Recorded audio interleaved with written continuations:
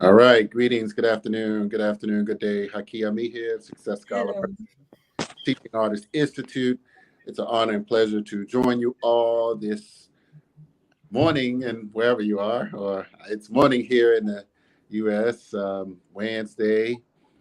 Uh, so we're excited about this opportunity. We have on the line joining us are some amazing Mandela Fellows. So we are excited to have this conversation with many of them. So we appreciate the opportunity for you. But I'm going to pass this on to Sister Preska.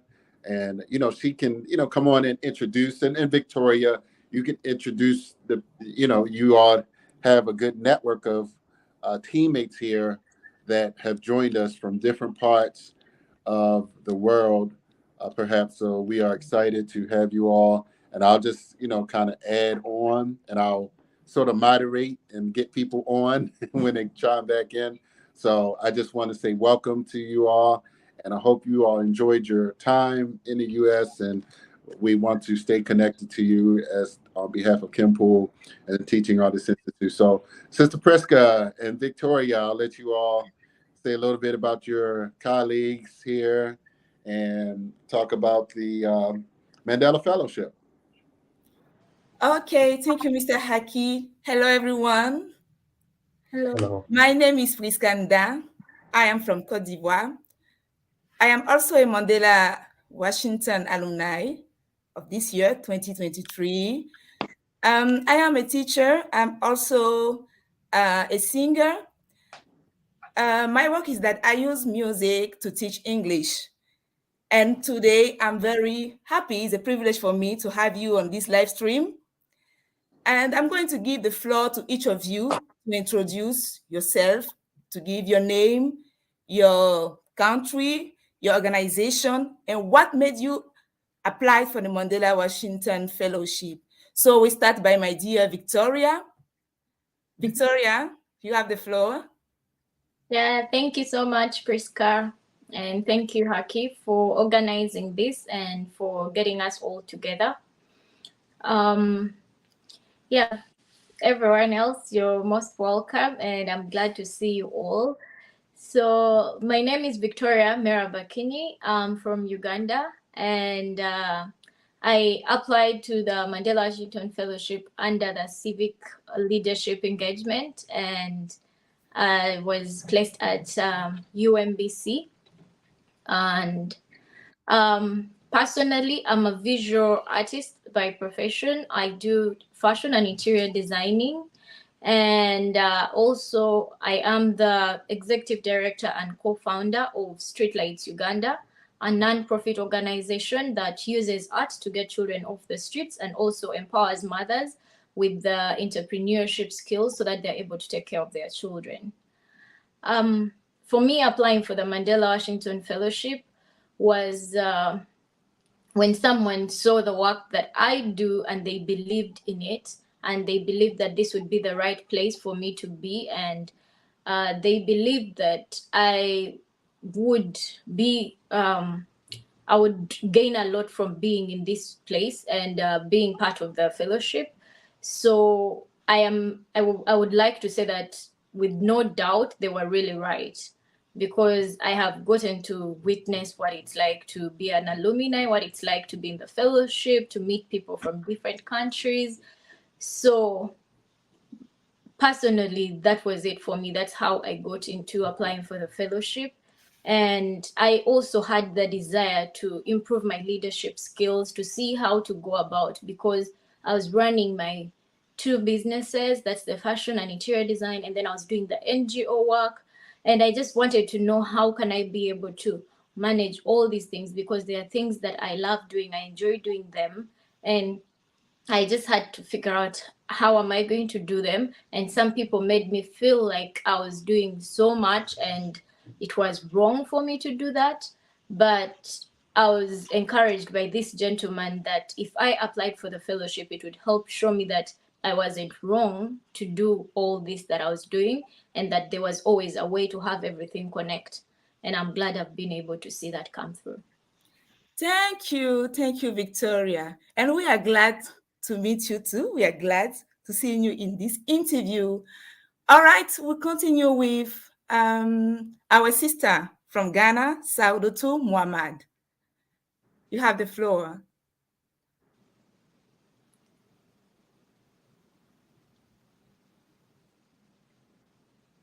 Yes. Hi. She unmuted. Okay. Hello. Hi. All right. So my name is Saudatu, but first of all, I want to say thank you so much for putting this together. So my name is Saudatu. I am from Ghana. I run a nonprofit organization called Life Again. And the organization is all about addressing issues, barriers to girls' education so that we can have more girls in school, and issues such as teenage pregnancy and child marriage. We do give sexual reproductive health education to adolescent boys and girls as measures to prevent teenage pregnancy, but we also go beyond that to provide scholarships to already pregnant girls and teen mothers to go back to school. We also do advocacies around fighting against early marriage. And so basically that's what Life Again does. And why I applied for the fellowship, I think it's because I wanted to grow, I wanted to become better. As a young person who is running a nonprofit organization, I needed to improve on my leadership skills. I needed to expand my networks. And I felt the Mandela Washington Fellowship was the perfect platform for me to get all of that, to become a better person. And for me, that was it for me. And also, I had friends who were alumni members, and seeing how they've been able to grow both personally and professionally after the fellowship, for me, that was something I wanted for myself. And that was the reason why I applied for the fellowship. And I can say that indeed, I got what why I applied. I got what I wanted. So yeah, for me, that was it. All right. Thank you, Muhammad. Now let's go to our sister, Florence Roberts. Florence Roberts, are you still there? Florence Roberts?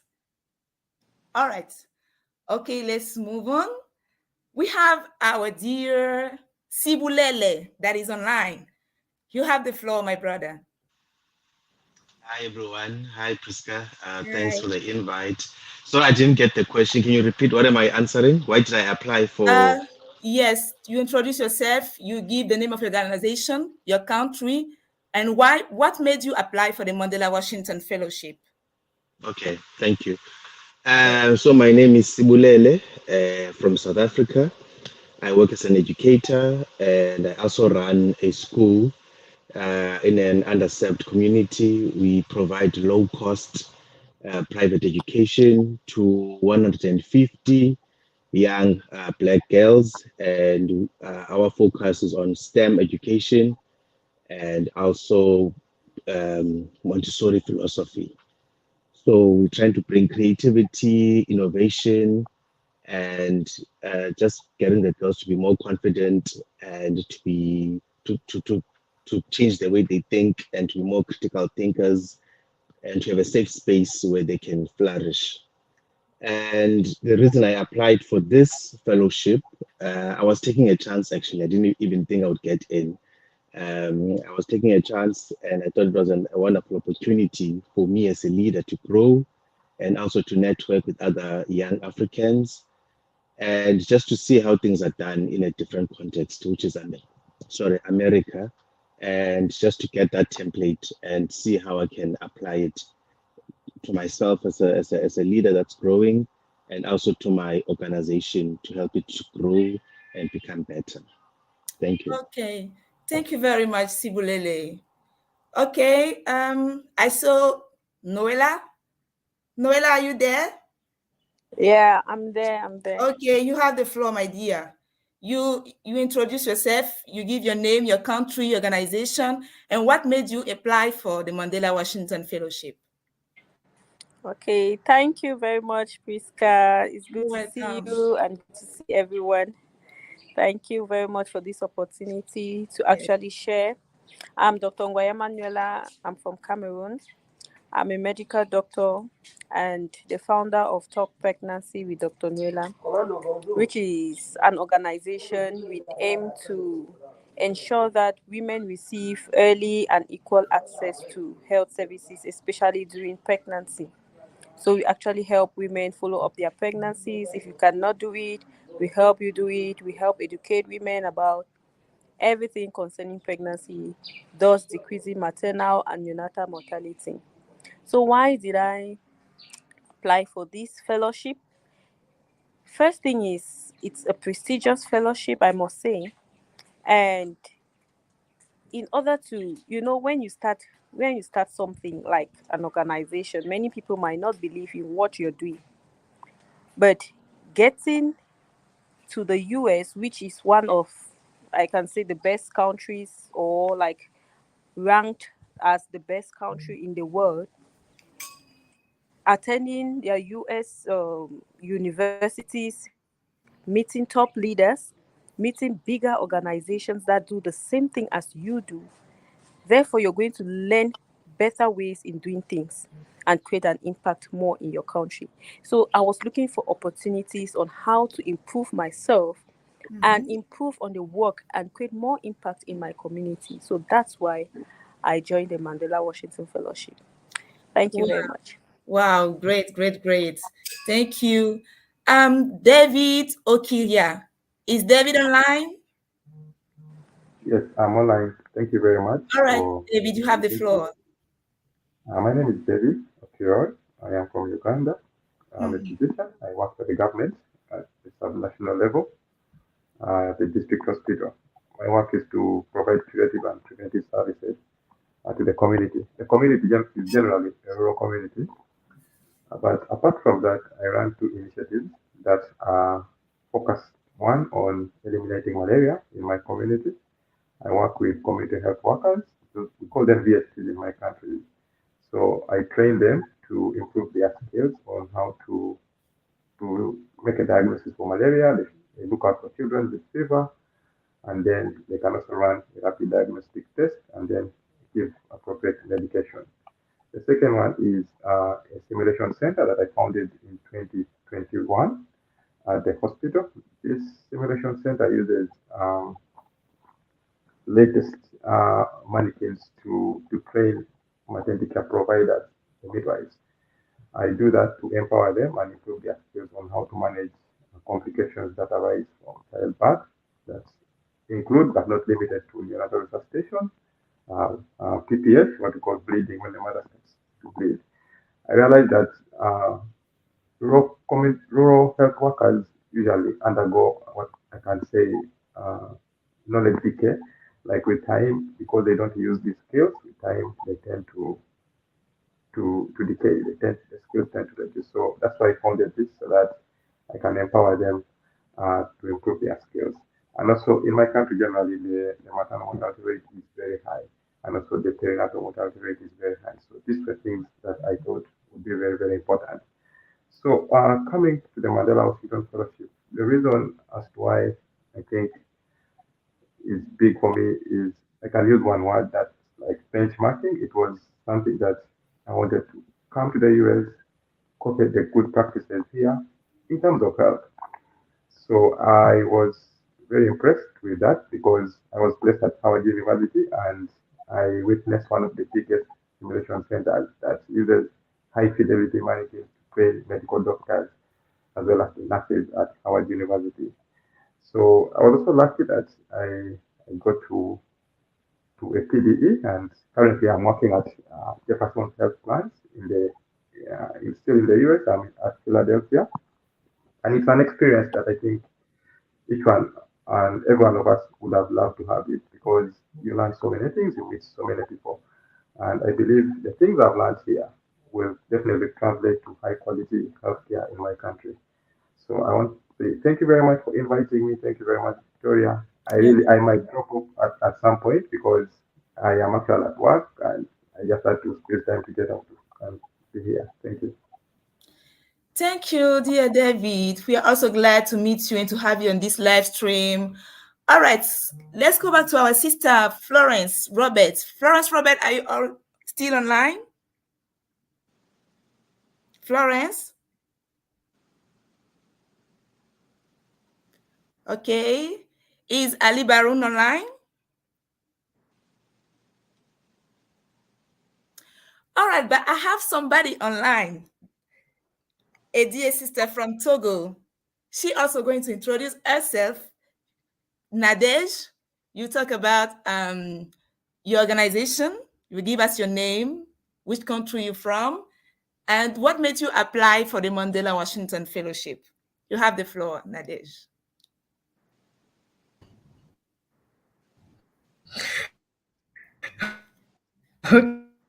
Okay. Good morning, everyone. And Good thank you, morning. Pascal, for this. I hope you can hear me. I think I have a technical Yes, problem. Can you hear me? yes, yeah, I hear you. Okay, great. So thank you for this surprising introduction. My name is Nadej Abire Bumoge from Togo. Um, I am a lawyer by training, and I run a non-profit that works to promote climate education in Togo. So I'm a gender and a climate advocate. But basically, I work with different non-profit organizations, but I'm focused on young girls' menstrual hygiene education. So I train young girls on their how to take care of their menstrual health and also provide some reusable sanitary pad. So I'm very glad to be part of this cohort. I mean the Mandela Washington Fellowship 2023 cohort. So what made me apply? Actually, I've applied for the RLC. So being an alumni of Yali RLC and knowing all the advantages of the fellowship, I mean, I had so many opportunities just after the RLC fellowship, and that's how I learned about the program. That was in 2020. So just after that, I couldn't wait actually, you know, to apply for the Mandela Washington Fellowship because I knew I was going to meet many people from different backgrounds and from different countries, and I was going to learn a lot from them.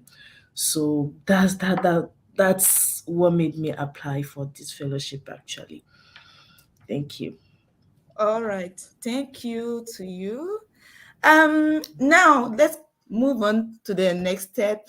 You guys, you're going to talk about your leadership institute and also what was your experience during this institute. Okay, so let's start with you again, Victoria.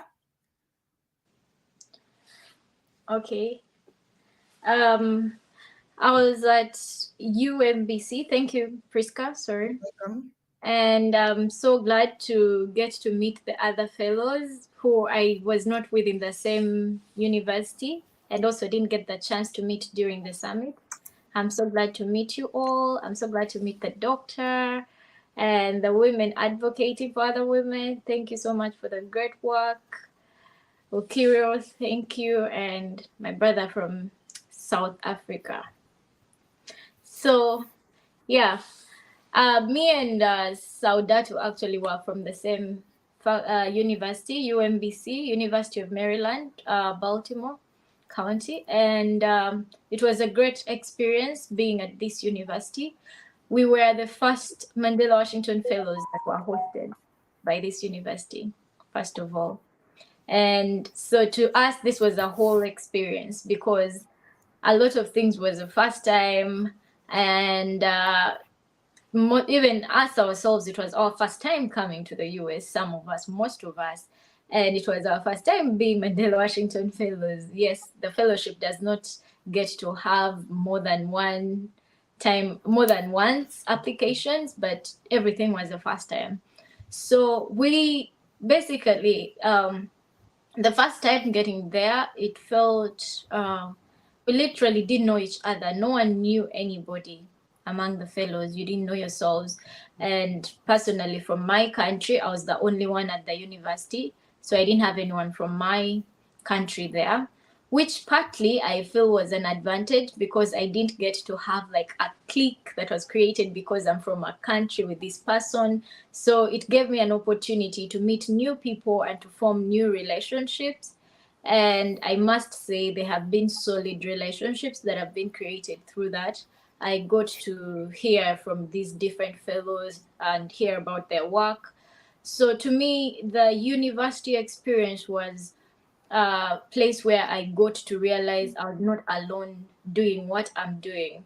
And as much as the beneficiaries we were working on were all different at some point, and some of us shared the same beneficiaries at some point, I feel that just being part of this and being at the same university was also a reminder that back at home in Africa, there are other people that are just like you, that are standing in the gap, that are trying to change the world, that are trying to inspire people. And this was an encouragement because there are moments that I felt like things were so much on my plate.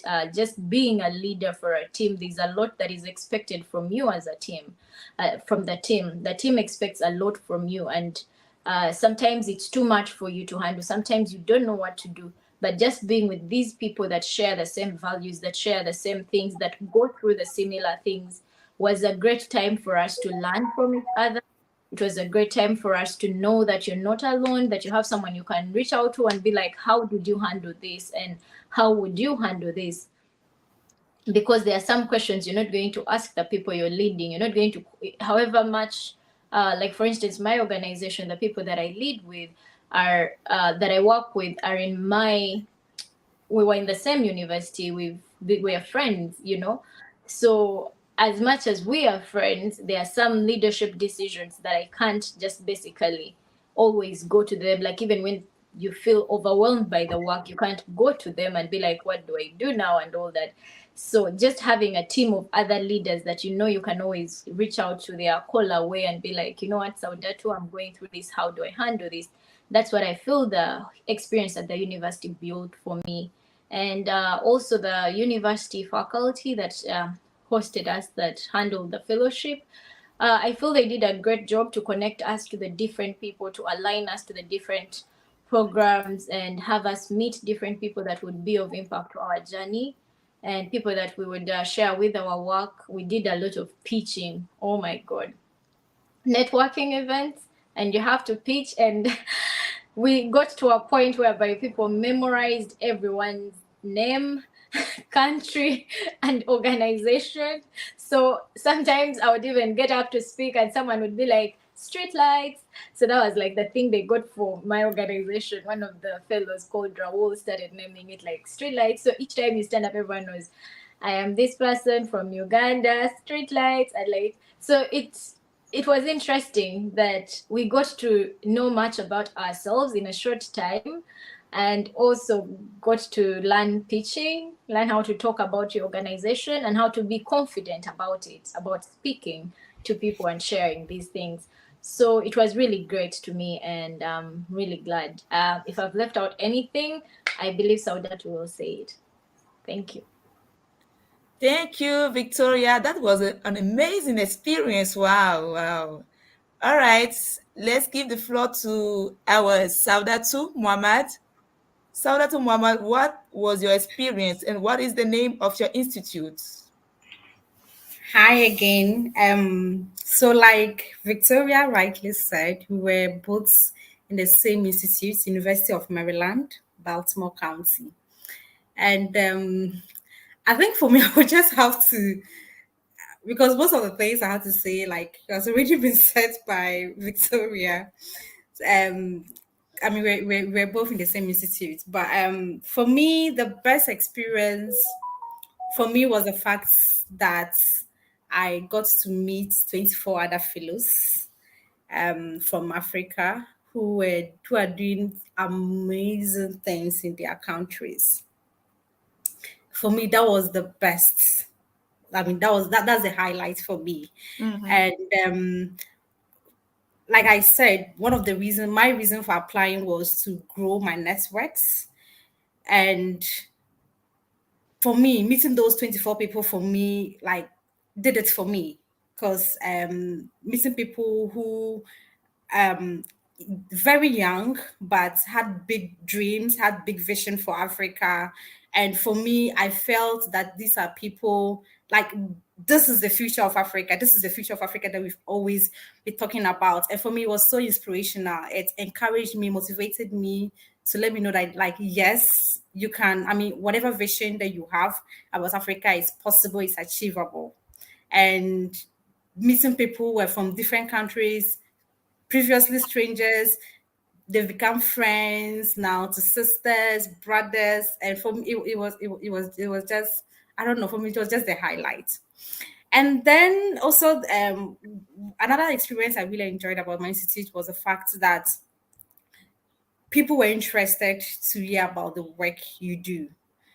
Like Victoria rightly mentioned, people were really interested. And for me, it meant so much for me because the work I do back home, when you talk to people about supporting teenage mothers to go back to school, people are like, you're just encouraging girls to become pregnant. Like, it's not something they're interested in. But for the first time, I find myself in a room where people are really interested in what I do. They see the vision that I see, and for me, that was a good feeling. It was like a motivator for me to want to continue the work I do. And then another thing was the fact that the people in Baltimore were super nice. I don't know if the fellowship, I don't know if the fellowship gave them, maybe trained them on how to like receive us. I don't know, but like everybody was super nice. And before going to the US, the perception I in particular had about people in US are the fact that they are too individualistic. They don't really care about other people, and it's just about themselves. And some people are racist. That was a perception, but coming to Baltimore and see how receptive the people were, it kind of changed that perception, like that perception for me. Everybody was nice, welcoming, and wanting to help. And we also got to, like she said, we were able to go, like, we had networking events where we met people like from the nonprofit organization sector in Baltimore, who gave us great insights about the nonprofit organization space in the US. And that has helped some of us. So, for example, one of the issues I had before going to the US was fundraising, and meeting those nonprofit organizations, getting to listen to hear their experiences on how they raise funds, for me, gave me like great ideas on how to raise funds to continue my organization and to keep things going on. In summary, it was, I would say it was one of the best experiences in my life so far. And I don't know. Yeah, that's it. Thank you to You're the US welcome. government for such a great opportunity. You're welcome, Muhammad. Thank you. Thank you for sharing Thank you your for sharing your story. Oh yeah, I just want to say thanks David for joining us. I think he has to leave. If anybody else has to depart early, just let us know so we can just say thank you and probably put your contact information out there. So just wanted to put that out there if that's okay, Priska. If but thanks David. He's from Uganda, right? No, wait a minute. Is that Yes. David from Uganda? Yes. Right. Okay. I sent him the link just so he'll have it. I just want to let everybody know he has to step away. But if anybody else has to leave, we just want to, just get you up real fast and, so you can say something and go about. But as you are, you can continue, Priska. All right. Thank you, Mr. All right. Thank you, Mr. Haki. So thank you, Muhammad, for sharing your great experience with us. It is wonderful. It was wonderful what you said. Now let's go to Sibulele.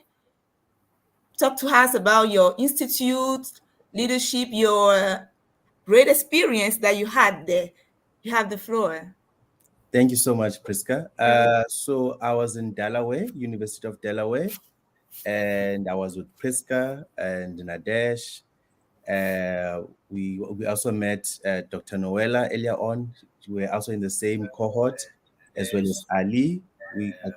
I don't think he came through, but anyway, we were together.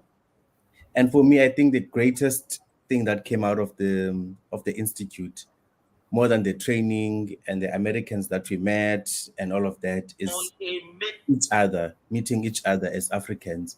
And I think it's very unfortunate that you have to go to another continent to meet.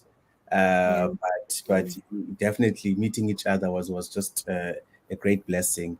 And when we had our country presentations, each person presenting their own country, there was a trend in terms of the challenges that we all have. I think everyone presented had poverty as a challenge in their country. Everyone presented had corruption as well as a challenge in their country.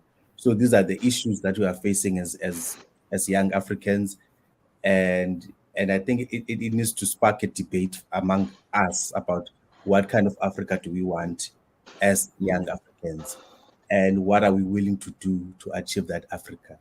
And I think now that we have met and we've connected, moving forward, we need to stay connected and come up with ways to deal with the challenges that face our continent. I don't think there would have been much change in our continent if people like Kwame Nkrumah and Patrice Lumumba sat back and did nothing. I think the reason we have political independence is because of people like them who took action. So the onus now is on us to change the things that need to be changed in our continent. So for me, definitely meeting you, Priska and Nadesh, and everyone else I met at Delaware, that was a great experience. Thank you. You're welcome. Thank you, Sibulele. Nadesh, would you please share with us your experience at the University of Delaware? You have the floor.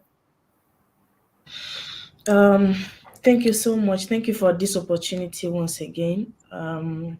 Thank you for hosting us.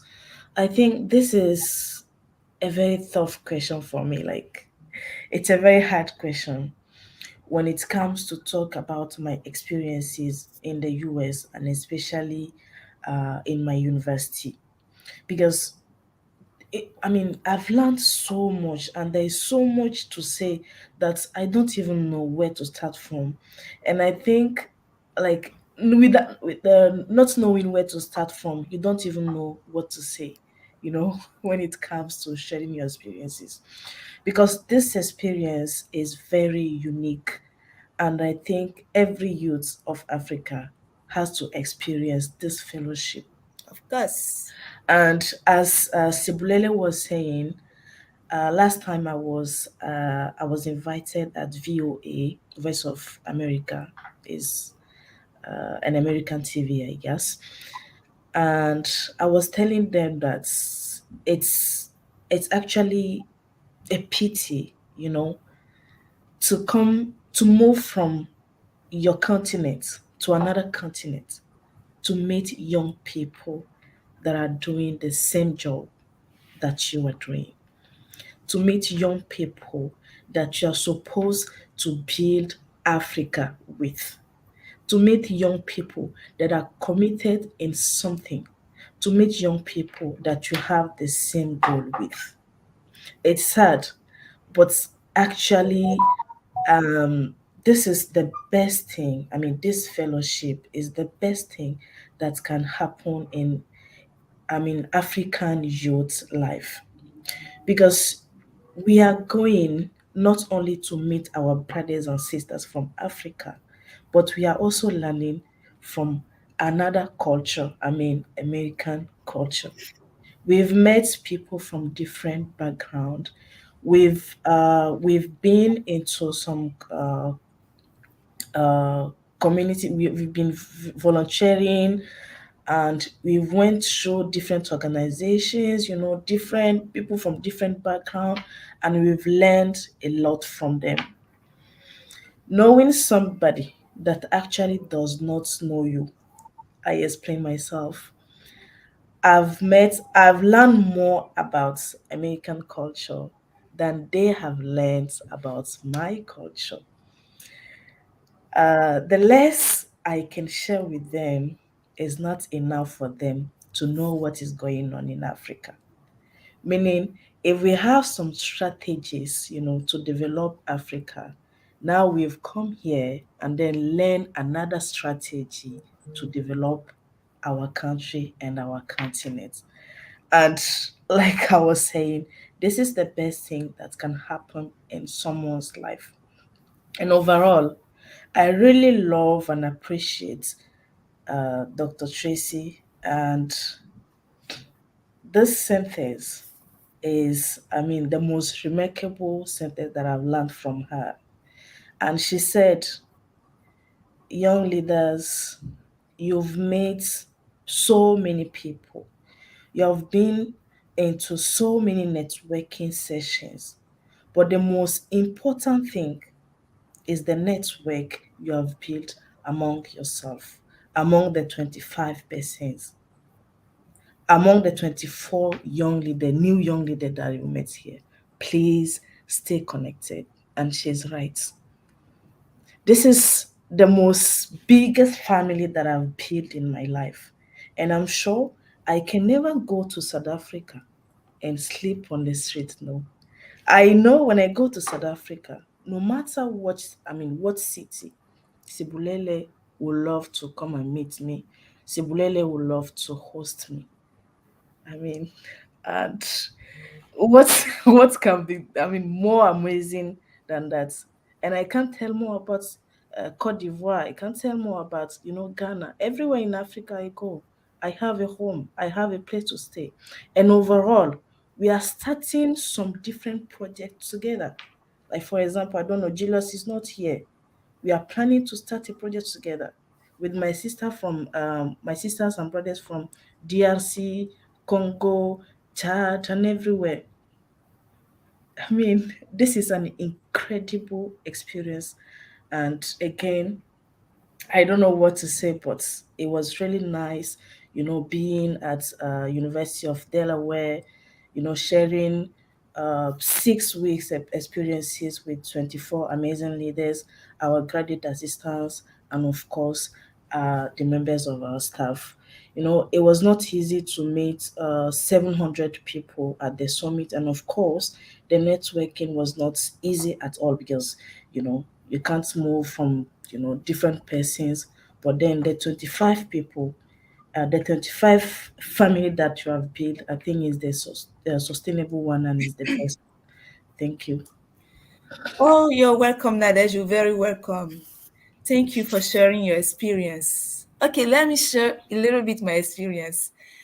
Wow, the Mandela Washington Fellowship at the University of Delaware was one of the greatest experience I ever had in my life.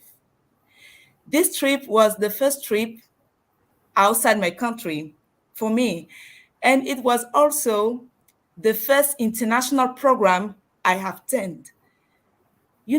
When I got there and I met people, you guys, leaders, you were like used to these international programs, speaking with people easily, talking about your work, your job, networking with people, connecting with people.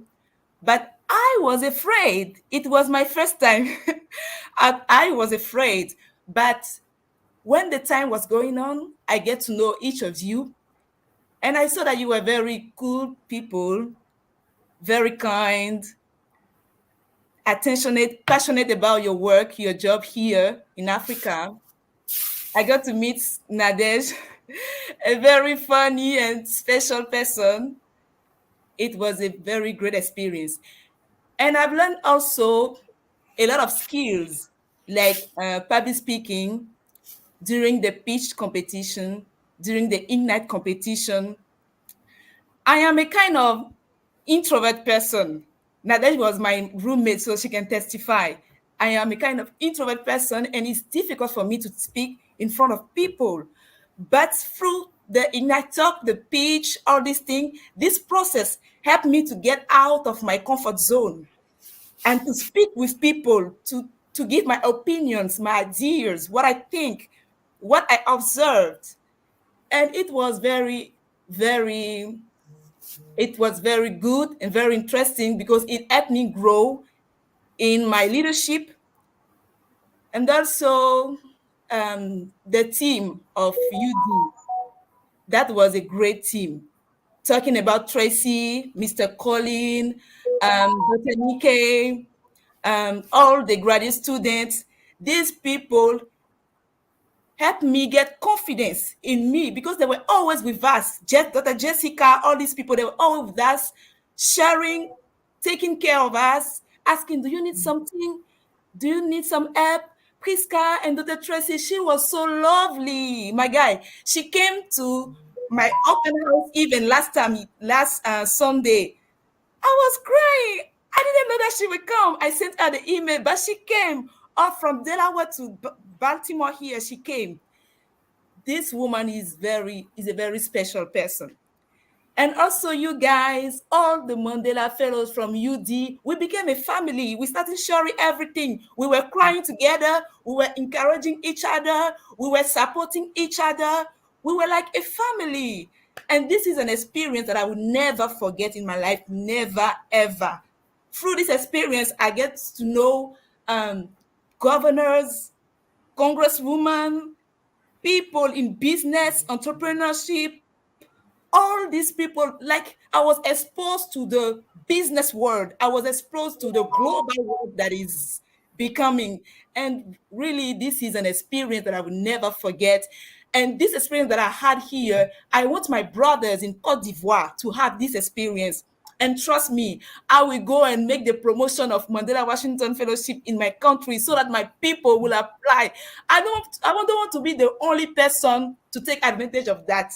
I want all the Ivorians, all the Africans to get involved in this program because it's a program that changed life. This program has changed my life.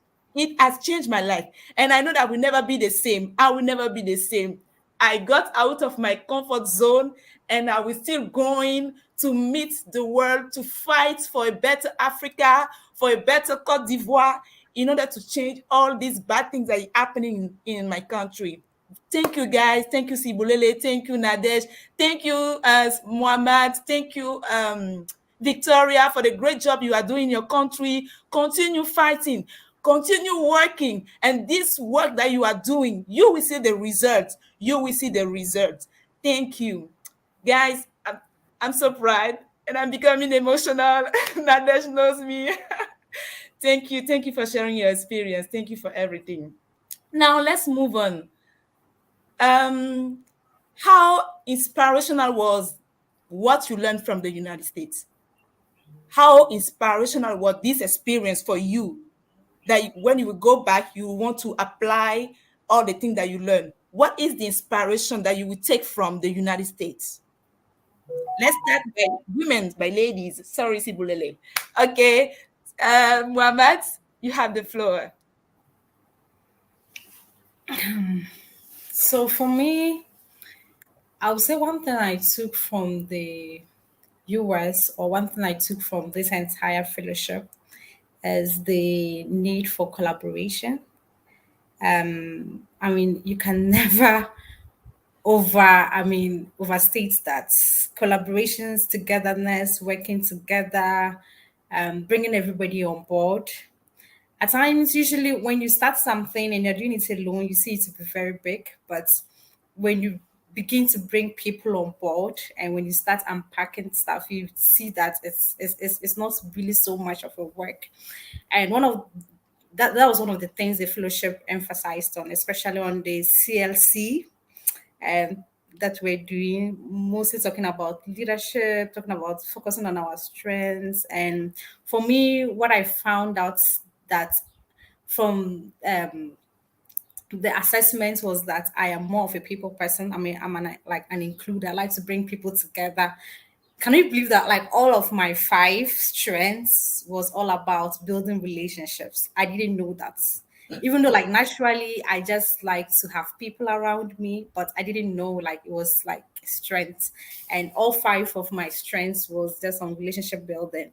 So for me, I want to focus more on that, bringing people together to push forward the cause that I've already started in Ghana, ensuring that every girl have access to education because it is a right and it's not a privilege, neither is it a gift, it is a right. And girls should also enjoy that right. So yeah, for me it's collaboration and going to Preska, Simulele. I'm going to bring everybody. I'm going to be reaching out to everybody for us to collaborate because, like Simulele said, the problems in Africa are, I mean, literally the same. So why don't we form like a network where we could work together to address these issues? Because I remember anytime I introduce myself to somebody and tell the person the work I do, they're like, "Oh yeah, there's teenage pregnancy in my country as well. Oh yeah, there's child marriage in my country as well. Why don't we form a global network where we could fight these issues together?" So for me, it's collaborations. Thank Good. you for asking that. Yeah, you're welcome, my dear. Good. All right, Victoria, what inspired you in the United States that you will take and go back in your country to implement it?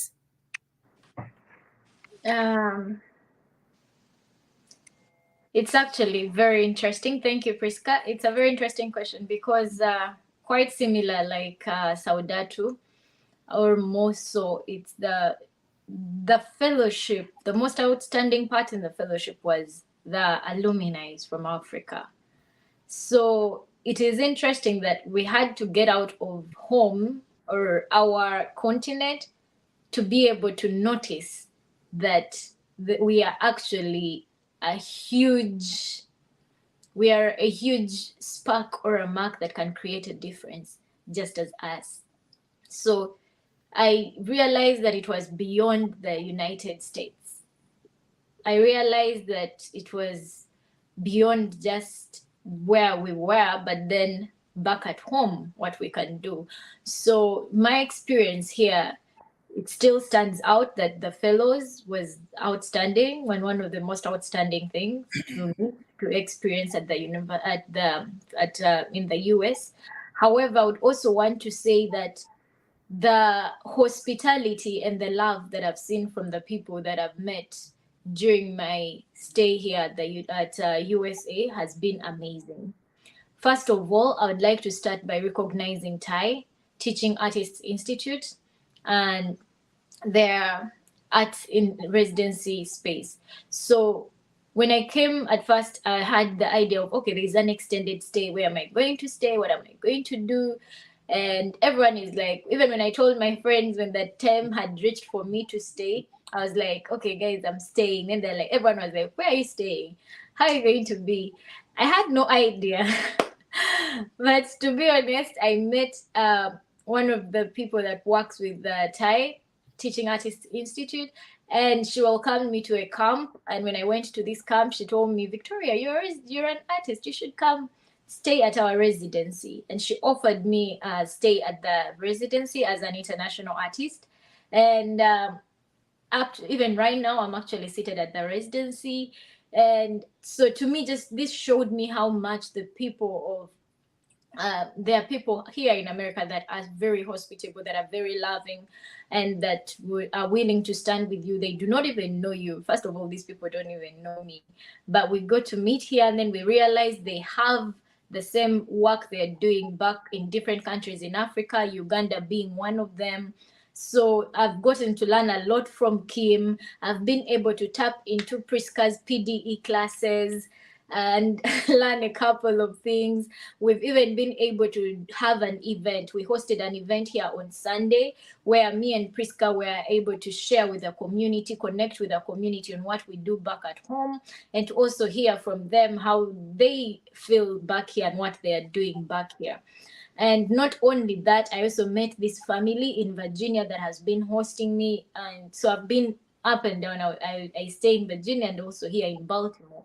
So to me, one of these things that I would like to take back home is the fact that let us learn to have like the love for each other, even as fellows, because if we do have that connection, if we can build a strong bond as fellows, we are going to be able to change so much. We all have amazing skills. There are things that Priska is good at that I'm not good at. I may want to talk to the children that I train, and I may want to reach out to them, and probably they need someone to reach out to them through music. And I'll be able to hit up Priska and be like, Priska, let's do this concert. I want to reach out to these children. I want to spread this. I want to advocate for this. And her voice could be that can really sing to their hearts. You know, I would want to reach out, and probably Saudato has something to teach me from the women's experience. And so, like, because she has worked with women, she understands the women and how to handle these things, even as I also work with them, but she understands it on a different way, in a different perspective. There are lots of things to learn from each other. So that's one of the things I'd like to also take home with me, like encouraging collaboration, networking, and networking and collaboration, because it's through networking that I met the fellows, and it's also through networking that I've been able to have my good stay here during my extended period. Thank you so much. Back to you, Priska.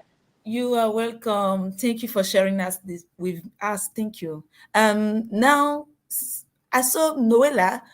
Noella, are you still there? Noella? All right, she's gone. Okay, Mr. Sibulele, can you share with us what is the inspiration that we took from the United States and take it back to your Hello? country? Sorry. Oh, she's on. Sibulele, please wait a couple of minutes. Noella. Yeah, Yes. sorry. Yeah, we were talking about what inspired us here during our stay in the United States, that we want to take it back to our country to implement it in our work.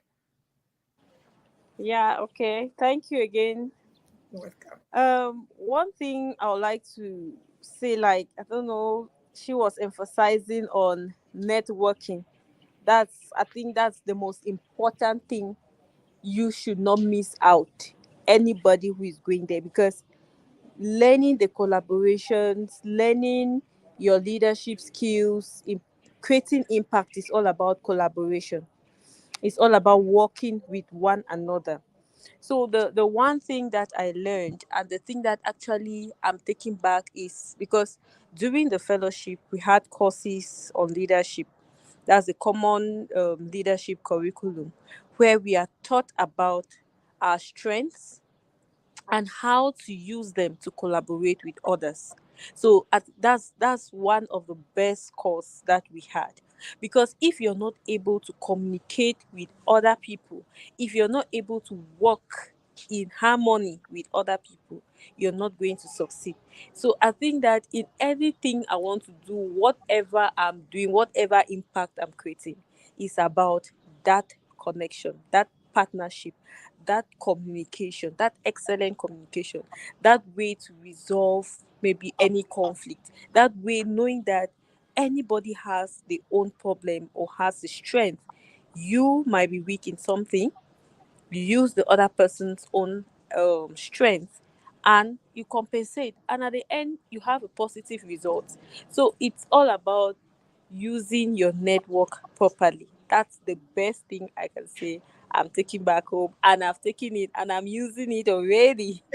So please, if you have connections, use them, make maximum use of it. And I can just want to say, through my connection, even I've been able to have a grant for my organization, and I'm starting the project next month. So you can Wow. see how it is. That's actually the impact it's really creating. Congratulations. Yeah. So don't joke with your network. Thank you. Oh, wow, wow, wow. That's wonderful. Whoa, that's a great testimony. Wow, thank you. Thank you for Yeah. sharing that with us. Oh, thank you. Now, Sibulele, you have the floor. Thank you, Priska. For me, I think I don't know if you guys remember the outing we had to the National Constitutional Center in Philadelphia to celebrate the 4th of July, and where we saw the guy demonstrating the history of America, how it evolved over the years. For me, I think that was the most touching thing, to see how America tells a story, how it represents itself, because oftentimes in Africa, we don't tell our stories. Our stories are told by other people. We have other people telling us who we are and what our challenges and so on. So I think I was inspired by that. I was like, no, when I go back home, I need to have a project where I tell the story of Africa from our perspective. Who are we, where we come from, what happened to us, where we are going, and what we want for the future. And I think it's about time we invest in storytelling. We invest in so that the next generation know who we are. We can't have the next generation reading about us from other people. They need to learn about who we are from what we tell them. So for me, that was the inspiration. Wow, that's great. That's great. I remember this drama that we saw in Philadelphia that day. It was wonderful. We, the people. You remember this sentence? Okay, now Nadesh, you have the floor.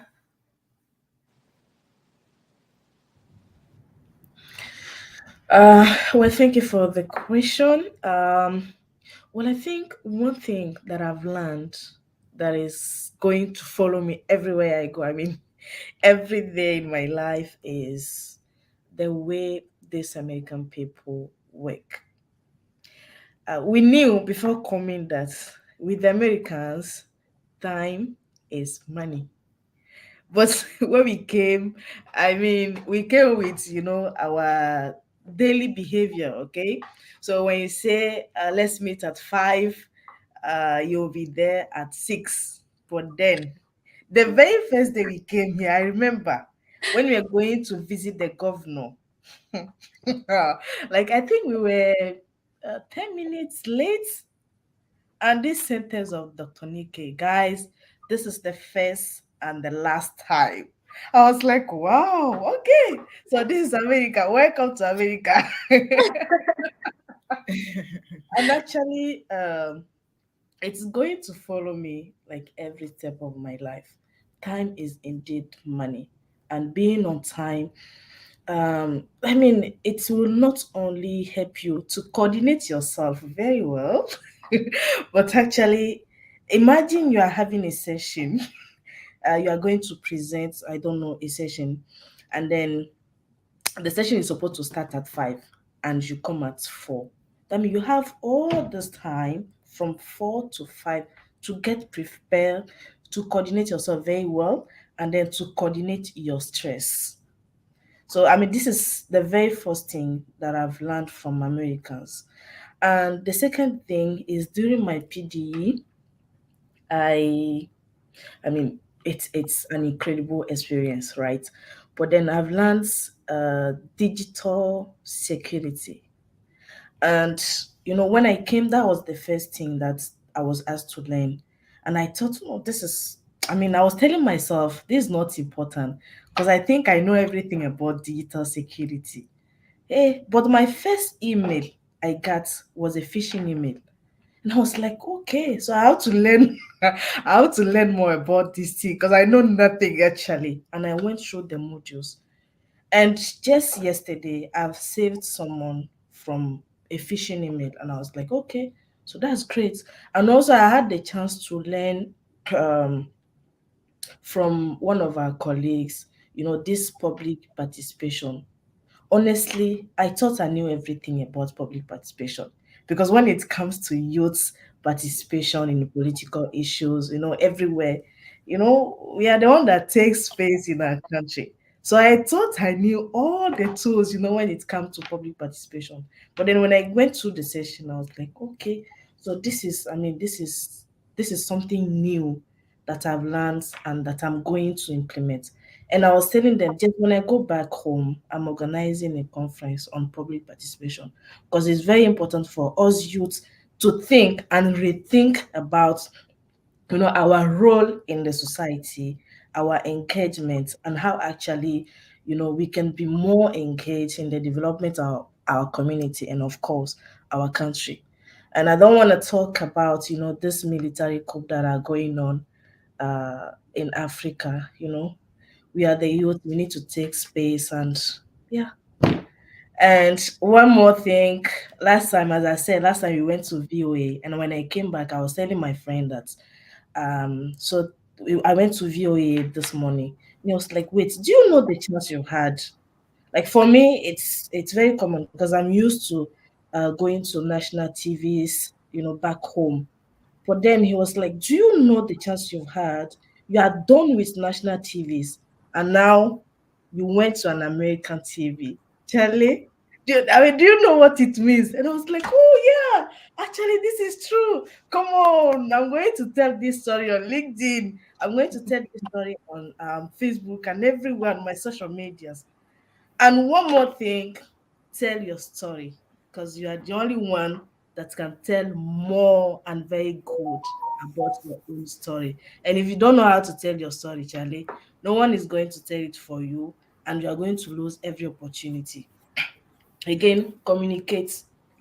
I've seen Dr. Noella communicating every day. I was like, this lady, what is she doing actually? She's very active. But actually, now I understand. It's very important to tell about our daily work. Hey, anyway, I'm going to stop here. I hope I've shared something useful. Thank you. It is very useful what you said. Okay, let me share quickly what. Priska, Yeah, sorry. Can I just add something? Something I thought is really important for me to add, if you don't yeah, mind. yeah, yeah. So for me, another thing I took from the Americans is for me their sense of leadership. So in my institute, for example, the people who were leading the departments who were like implementing the whole thing, you couldn't tell if you didn't know. You couldn't tell this is the boss and like this is like maybe the subordinate. You couldn't tell. Everybody was just all about getting the work done, and you would see the boss doing works that in Africa you think is for an intern. For example, we have this guy, Ryan. Ryan is like the boss, but like he was doing literally everything from going to get food for us, from organizing buses. Like he was doing literally like things that you think, no, a boss shouldn't be doing this. Even cooking for us. And then we went to meet with the governor and also the Secretary of State. And so after that meeting, we had to go to a different building to meet with the mayor of the city, Annapolis, and it was raining. So, time is important for them. I mean, for Africa, so let's wait for the rain to come, like for the rain to stop. We had to like walk through the rain to the other building to meet with the mayor because the time. And what the one interesting thing was the deputy secretary of state was in the rain with us, directing us to that building. Like he was in seat, he was soaked in, and he was directing us to this building. I was like, what in Africa? Which country in Africa would you find like somebody in that position in the rain with you just to show you direction? And for me, that was like, I'm like, so from them, leadership from what thing I took that time, I really is I'm like, leadership for them is all about getting the work done, serving people, influencing people. It's not really about the position, which we hold so, I mean, high esteem and even titles. Anybody you meet, they're like, call me by my first name.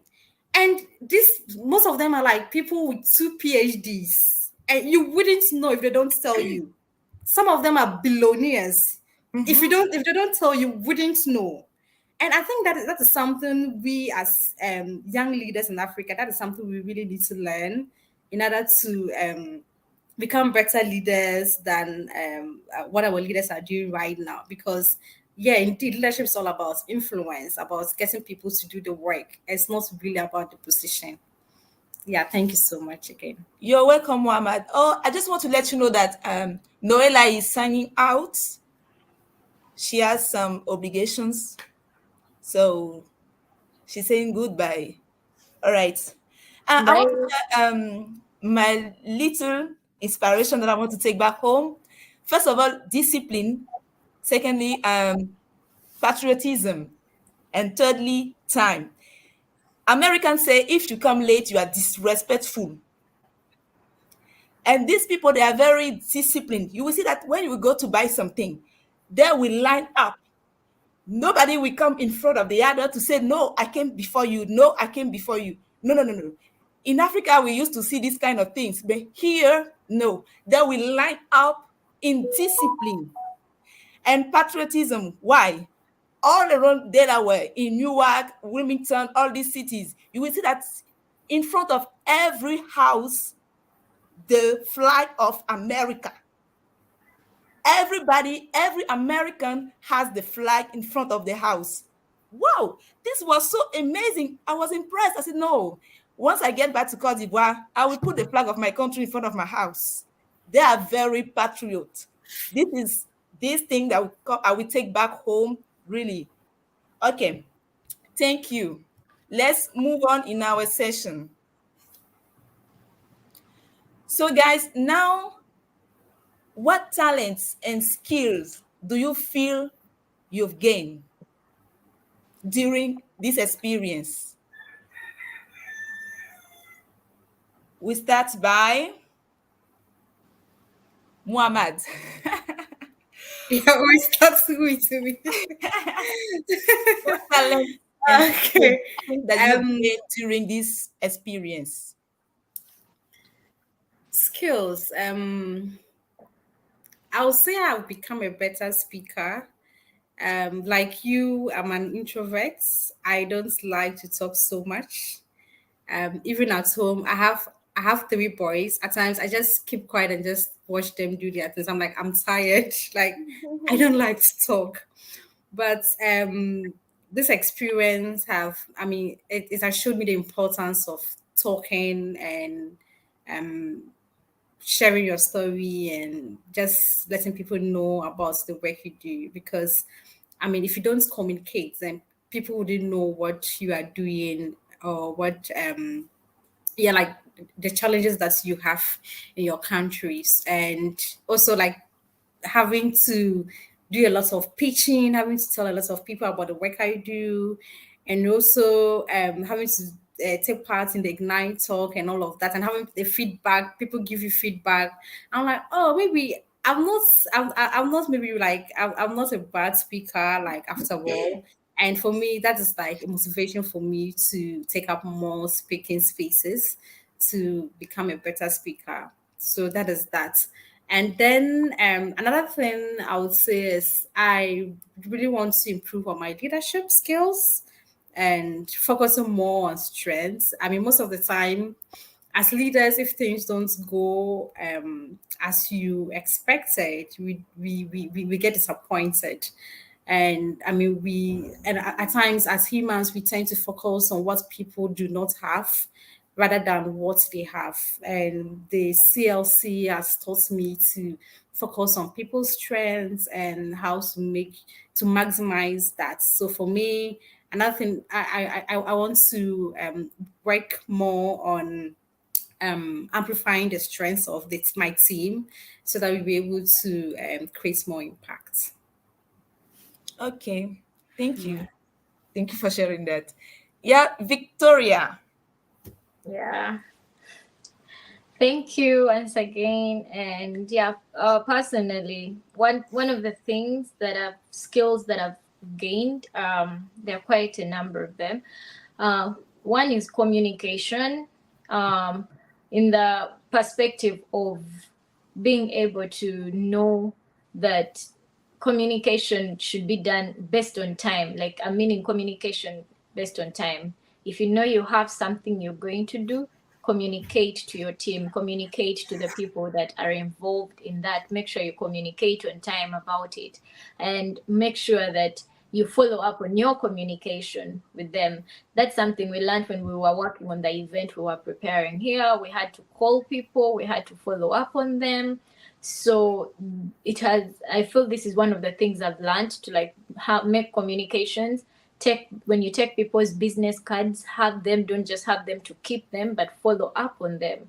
Most of us, I believe everyone here, you had business cards that you got from the fellowship. There are people whose numbers you took.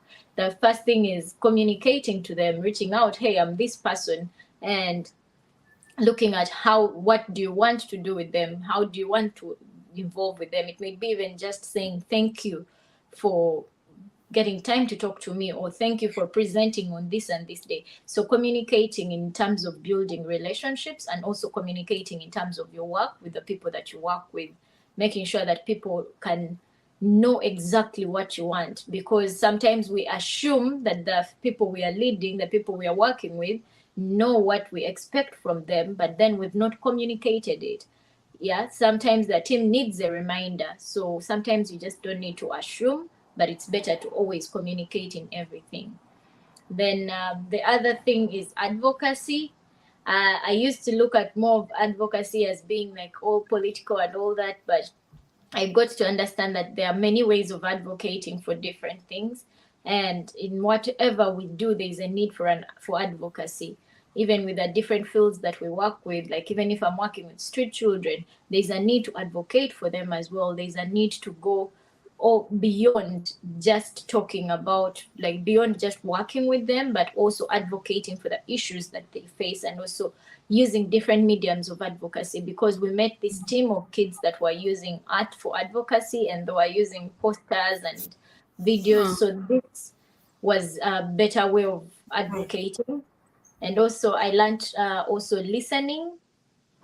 In most times we do not listen, we speak more than we listen, and it's a very, very bad thing. Like we find ourselves speaking more and just thinking more of your side and not listening to the other people. So I also got to learn that skill, that sometimes you just need to step back and listen before you communicate. And whenever someone is communicating, take time to listen to them.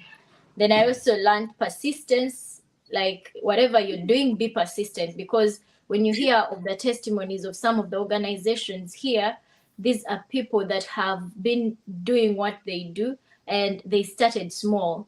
I look at people like OpenWorks. When you look at different organizations here, they started small. We went with Saudato to this space of the women. There's a women's center at the university. They told us they started in a small room that is actually like, it's like 5 feet by 5 feet. And when we reached there, they were in a very big space. So we got to realize that you just need to be persistent and start from where you are. You don't need something big for you to go wherever you like. You don't need to start big. And in most cases in Africa, we're waiting for funds, we're waiting for donors. If you want to start classes, you want to start in a very big institute, you want to have a very big school. But even these people that have big schools started from very small spaces. So if you start with what you have, you can always get what you want. So just keep looking at the bigger picture. Where am I right now? And how can I start with what I have right now to get to where I want to be? So to me, that's something that I looking at taking back home and seeing that we push onto that. And yeah, there are many other things, but due to time, I'll stop there. Okay, thank you very much. That was great. So I learned through all you said, persistency, no, listening, communication, persistence, right? Yeah. Okay. Our dear Nadesh, can you share with us your skill and talent that you learned that helped Yeah. you a lot? Thank you once again. Well, I think for all francophones, the very first thing that we have improved, or the very first skill that we have learned more, is English. We have improved our English speaking, and I mean, this is really useful and helpful, because coming here in America, you have to double your efforts, because we are used to African people, I mean, speaking English, but here you have to be very I don't know, to increase your ability of listening, to be able to get their words, because if it's not easy for you to understand your African people, how are you going to understand the The American Americans. guys speaking? Well, this is the first thing that I've improved, and this is the first skill that I've gained. And after that, again, digital communication. Well, I have a friend that is a brain manager, and she always tell me, one day you will need, my services, and then you will pay for it. And I always say, no, don't worry, I don't need branding or whatever. But now I've learned that it's very important to communicate, on your work and everything, your daily work and everything you do. And I mean, what is more important is to know how to communicate, how to talk about your work, because you're not just going to talk about it, but talk about it in a way that is going to be helpful, in a way that you're going to gain something, just after your post on social media. And also, yeah, this ability of listening, because staying there and listening to someone or somebody, within 1 hour or even more than 1 hour, it's not easy for some of us. But then here, like, you are really obliged to sit down and listen to that person's speaking. And again, for American people, if you're not good at listening, you may not be able to understand what they are saying. So that's one other thing that I've learned and that I've improved. And I've find out my way. Going back home, I know that I'm going to focus on this thing, maybe focus on this advocacy or this work that I'm doing. This is how I want to see myself in 5 years. This is where I want to be in 2 years. This is the goal that I want to achieve. So I finally, find out, I mean, a way, something to focus on when I go back home. And again, I've increased my self confidence. She talked about persistence and determination. Well, I think this is one of the things that I've learned. And again, um, I've learned how to be patient, because I'm not that kind of person that is patient. But here, it's not easy for me actually to be far from my family for more than 2 months. But this is me here. It's it's like 10 weeks and I'm still here. So this is, I mean, patient is one of the things that I've developed, in this country, and is going to follow me, every day of my life. Yeah. All right. Thank you, Nadej. Thank you. Sibulele left. He signed out because he has some obligations. He has to go somewhere. So sorry, guys. Yeah. What skills I've learned too, briefly. You talked about, you guys, you talked about determination, communication. American people, they like communication. At any time, they want you to talk. They want you to talk about who you are, about your work, about what you want to do, what is your objective, everything. They want you to talk, to give your opinion, your point of view, your ideas, everything that is going on. They want you to talk. Whereas, as I was saying, I'm a very introvert person. I don't used to talk like this. My husband used to tell me that you should talk. You don't talk, you should go to people, meet them, talk with them. I'm not somebody that goes like straightly on the spot to people and talk. But during this fellowship, I've learned to go to people, to talk with them, to talk about my work, what I do in my country, my organization, everything about me, my objective, the reason why I applied for this program. And this pitch competition and Ignite Talk that we had in our institute helped me a lot. Because I remember during the institute, during the session that we had, at the beginning, I was talking, but after I stopped talking because I saw the way that Anglophones were talking. I said, whoa, I should improve my English. And this intimidated me to raise my voice and to talk, to give my point of view. But guess what? I've improved my English, because in Cote d'Ivoire, which is a French-speaking country, you will not see many people speaking English in the streets. Once you get out of your classroom with your student, even your students, the word that they know is just good morning, how are you? I'm good.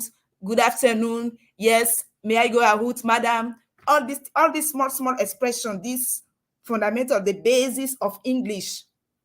So when you get out of the classroom or you get out of the university, the first language you are faced to, if it's not your mother tongue, it is French. So coming in the United States and speaking with Anglophone African countries, people and the American, you need to make a lot of efforts. Whereas Anglophone people, they don't have to make this effort that you have to make. You have to make double effort, not only to understand your mates, your classmates, and to understand the American. So you have to improve your listening skills. Sometimes they are speaking and you don't get them, but they are like, okay, you see, you got it. And when you ask them to take it again, they are like, they do their face like, for them it's not normal. For them, you have to speak, you have to speak English. So when you ask them again to retake the sentence, to take it again, they are like surprised or like deceived. So we had to make double effort to understand our classmates first and to understand the Americans. So I conclude that I have improved my English. Not only have improved my English and my communication skills, that I got out of my comfort zone and I reached people to talk to them, to tell them about my work, to tell them about my objective, my ambition, the reason why I came here. And these are these skills that I've got: public speaking, communicating with people, networking, creating connections. So these are the skills that I got here in the United States during this experience. Thank you. So I guess that we are now Victoria, Mohamed, and Nadej. Now, can you tell me about the perceptions of your people when you told them that you are leaving the country, you were going to the United States for this program? What was the perception of your people, or the people of your organization, or your family, all these people that you know, your acquaintances? What was their perception of this program that you were coming to attend?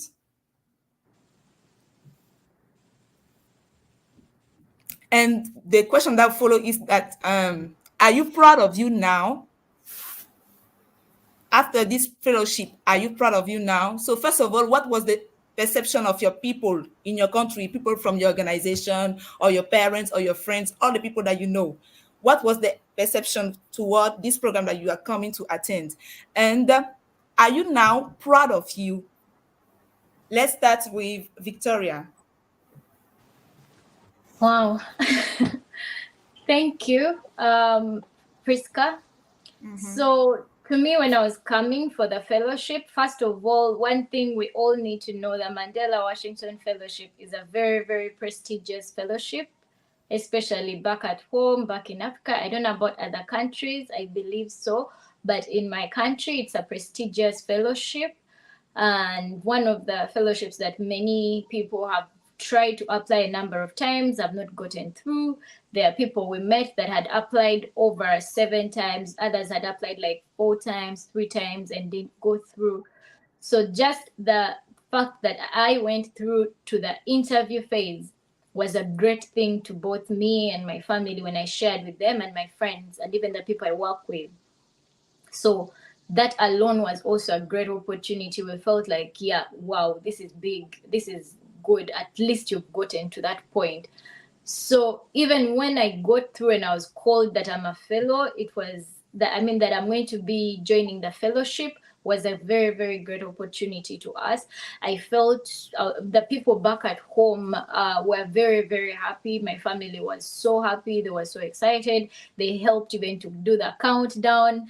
I remember my big sister, she even had a whole list and a calendar that she had made of what I should be doing when and what I should finish when, because I work with her. She also used to help and follow up with me. You need to hand over this by this time.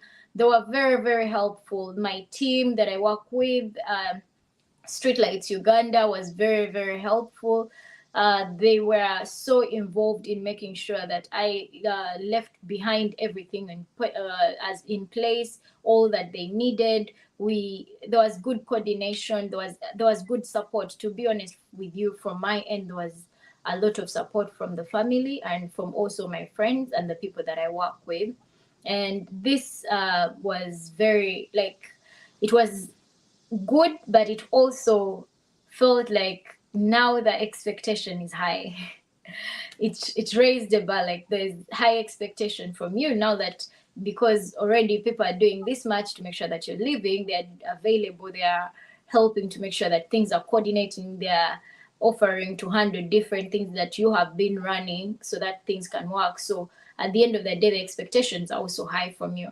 So when I came here, I had to make sure that I do not fail them, I don't let them down, and make use of every opportunity that I get here. And I must say that, yes, I am proud of myself for where I am right now. I am proud of the fact that I've been able to be part of this fellowship, and not only just the fellowship, but the fact that I've met friends that have become family.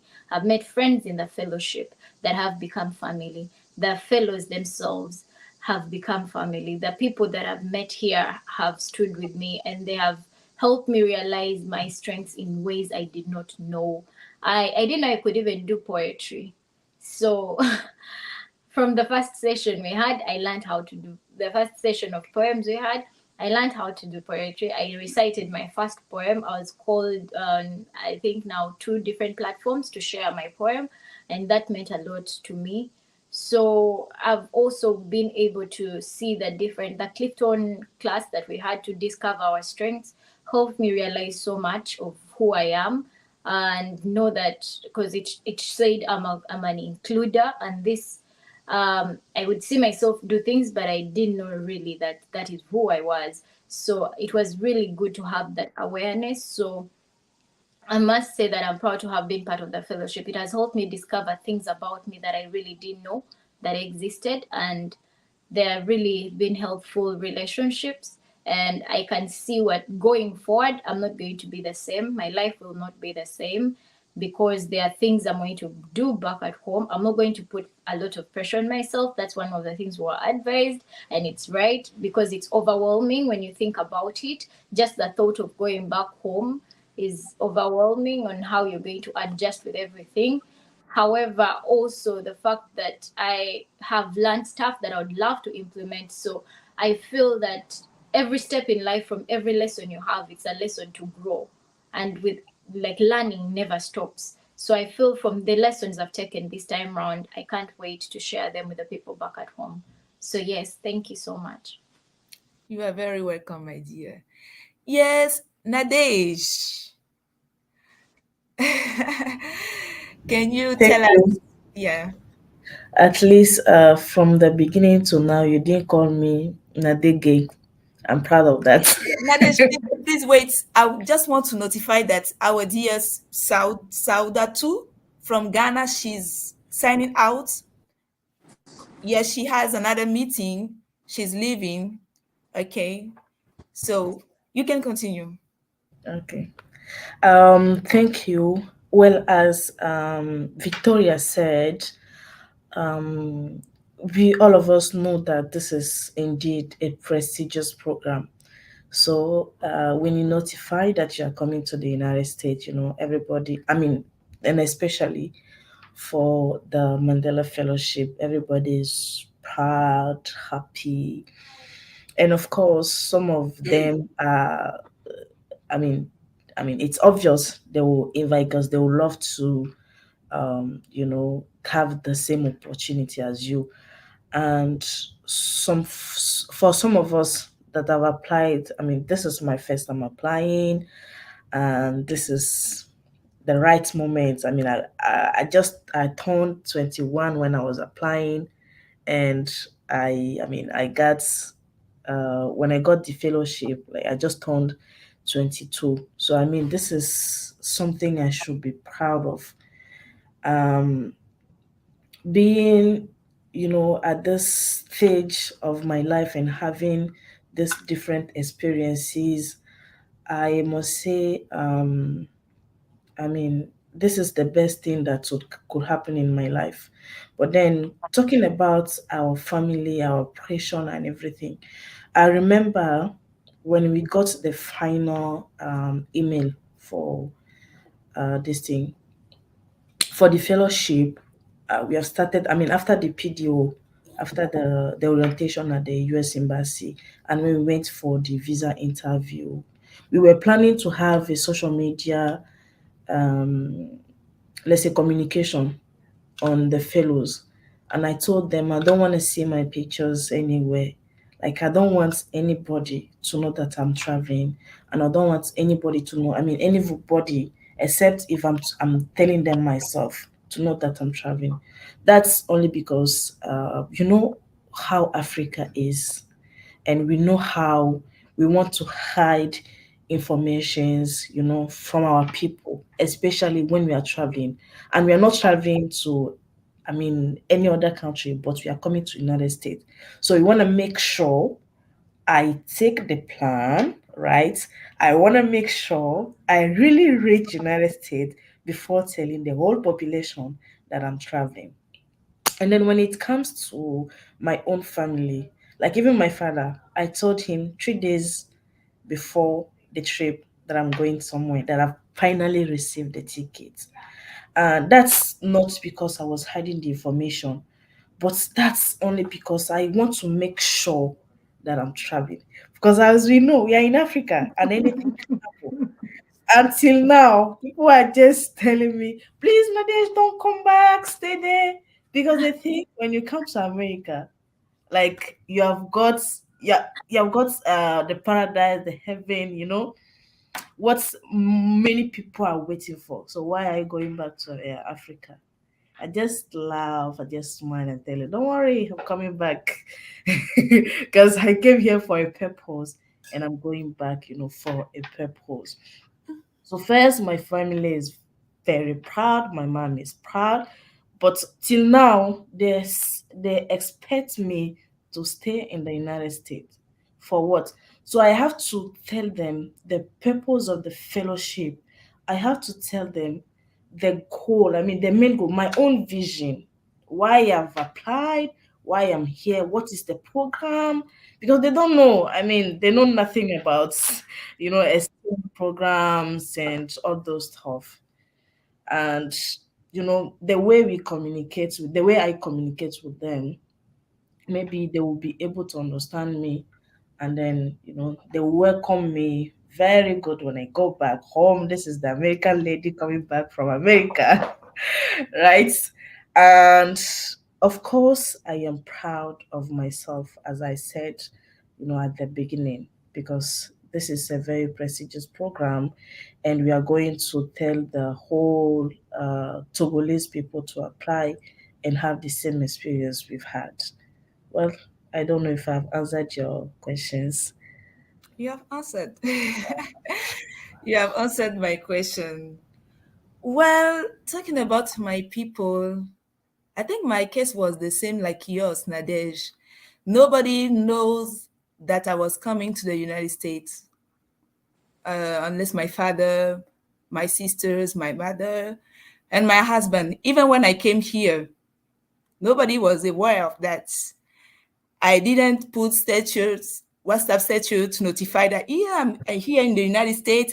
Even when we were at the institute, as I saw people WhatsApp stature with pictures from the institute, pictures of the United States, but me, all through this experience, I didn't post any picture of the United States. So nobody was aware of that. Like she was saying, Africa is very mysterious. So we don't play with these kind of things. Yes, I can say that I'm proud of myself because before coming to the United States, first of all, you have to apply for this program. Once you apply, you need to be selected for the interview at the US Embassy. So once you are selected, you go for the interview. It's a whole process. So from the application to the interview to be finalist and then go to the visa interview and then go to have your visa and come here. It's a whole process and I made it. I came here, I made my institute, I had this great experience. I've learned skills. I've learned a lot of things, American cultures. I got connections, networking, all these things. And I've also applied for the PDE. Many have applied for the PDE. They have not been selected. I have applied for the PDE and I've been selected. this is amazing. I should be proud of me, and I am. Whatever, I am proud of me.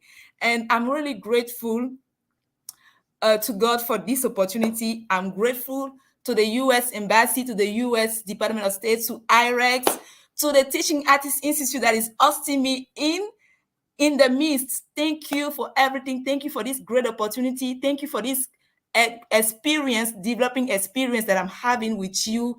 Thank you for all these skills that you are giving me. I am happy. I am grateful to you. I am proud of myself. And my family also is proud of me. My husband is the first one who is proud of me. And really, I think my daughter, she's also proud of me. So thank you, everyone. Thank you for everything. I guess we are at the end of our session. I will give the floor to Mr. Haki. Mr. Haki, are you still there? Yes, I'm still here. Thank you. Hold on. I'm just getting ready to come and get you so you can handle this business. But yeah, so we appreciate. Let me come on the video. Thank everyone that came on this today, and so we feel honored. We thank you all, and we appreciate the comments and everyone that chimed in. So. But we look forward to continuing this process. It's creating opportunities both here for us as well as for you all. And we desire to continue to do that. So, and thanks Sister Kim Poole for doing the work that she does with you all when I'm not able to be around. So we're grateful for the Teaching Artists Institute. And thanks IREX and all the Jess and Ashley and everyone else that came through on Sunday. So thank you and all for joining us. We appreciate this. This was definitely enlightening to hear you all articulate you all's experience. So it was good for me to, just get some good, well-rounded analysis of the program and its impact totally. So we are looking forward to continuing to work with IREX and, just continue to enhance. So I posted the link for those that desire to join next year or next year, 2024, I believe that's open. And the other, continued partnerships, the extensions, and other related programming. So thank you again, and we look forward to, connecting more. God bless you all. Thank you. Thank you, Mr. Haki. Bye, everyone. Bye. Thank you. Bye. Thank you. You thought I would forget. I know, right? Bye, my dear. Goodbye, Victoria. It was really Bye, nice dear. meeting Nice you. meeting you. You're doing your PDE, right? Yeah, I'm doing my PDE. Nice meeting you. All right, y'all. We'll see you soon. We'll see y'all soon. Hi, Louisa.